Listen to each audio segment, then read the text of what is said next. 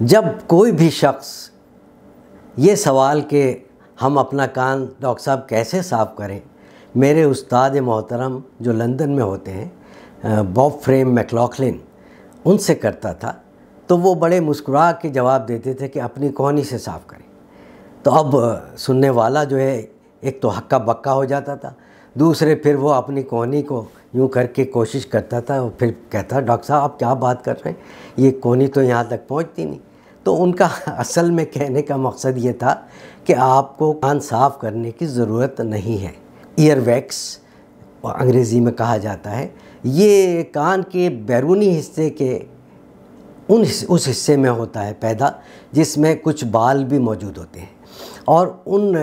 اس ویکس کی وجہ سے وہ ایک لوبریکینٹ ہے جو کہ کان کو ہمارے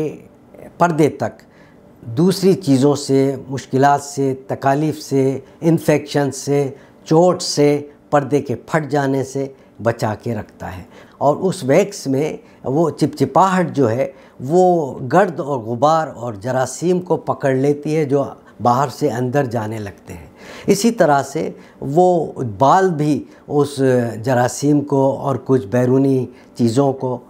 ڈسٹ پارٹیکلز کو پکڑ لیتی ہے اور کان کے پردے تک جانے نہیں دیتی۔ اسی طرح سے کوئی اگر اندر کوئی چیز داخل کرنا چاہتا ہے تو وہ بھی یہ بال اور یہ چیزیں اور کوئی جرثومیں یا کیڑے مکوڑے بھی اگر اندر داخل ہونا چاہتے ہیں تو وہ بعض اوقات اس چپچپاہٹ کی وجہ سے وہ اندر داخل نہیں ہوتے۔ تو یہ بنیادی طور پہ جو میل ہے وہ اللہ تعالیٰ نے کان کے بچاؤ کے لیے بنایا ہے، ورنہ اس کا اور کوئی مقصد نہیں ہے۔ اب بات یہ ہے کہ تھوڑا بہت چپکدار مادہ جو ہے وہ اگر آپ کو چپچپاہٹ محسوس ہو رہی ہے کان کے بیرونی حصے میں،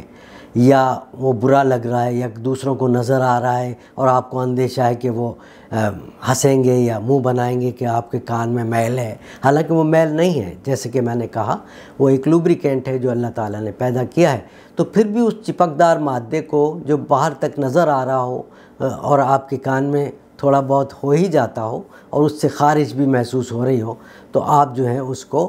کپڑے کی مدد سے انگلی پر لپیٹ کر صاف کرنے کی کوشش کر سکتے ہیں۔ اس کے ساتھ ساتھ اگر وہ کپڑا نہیں تو ٹیشو سے لے کر صاف کر سکتے ہیں۔ لیکن میں یہ واضح کر دوں کہ ہم کاٹن بڈس، ایئر بڈس وغیرہ اندر داخل کرنے کی یا چابی یا اور کوئی اس طرح کے ہتھیار اندر ڈالنے کی ہرگز اجازت نہیں دیتے، کیونکہ یہ کان کے پردے کو نقصان پہنچا سکتے ہیں۔ اب رہا یہ سوال کہ کچھ لوگوں کے کان میں پھر بھی کافی مقدار میں میل جمع ہو جاتا ہے، تو اب اس کو ظاہر ہے کہ وہ تو برا ہوتا ہے، کان سنائی میں بھی فرق پڑ جاتا ہے اور مشکلات ہوتی ہیں۔ تو ایسے میل کو کیسے صاف کیا جائے؟ ایسا میل اگر نرم ہے یا تھوڑا بہت سختی اس میں آ گئی ہے اور کافی مقدار میں آپ کو لگتا ہے کہ جمع ہو گیا ہے اور آپ کے کان کا پردہ سلامت ہے، پھٹا ہوا نہیں ہے، تو میں مشورہ دوں گا کہ سوڈا گلیسرین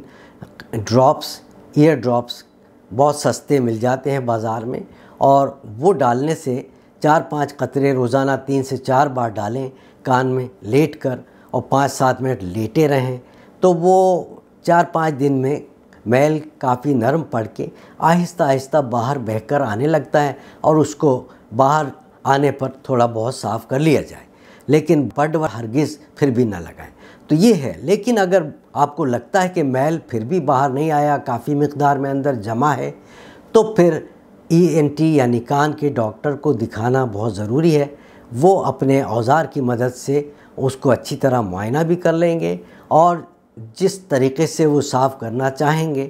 تاکہ کان کے پردے کو بھی نقصان ہو، وہ صاف کر سکتے ہیں۔ اس مشورے کے ساتھ ہی میں اس ویڈیو کو ختم کرتا ہوں۔ اگر یہ ویڈیو آپ کو پسند آئی ہے تو اس کو لائک کیجئے، شیئر کیجئے اور سبسکرائب کیجئے۔ میں ہوں آپ کا میزبان پروفیسر ڈاکٹر محمد وسیع اللہ خان۔ اللہ حافظ۔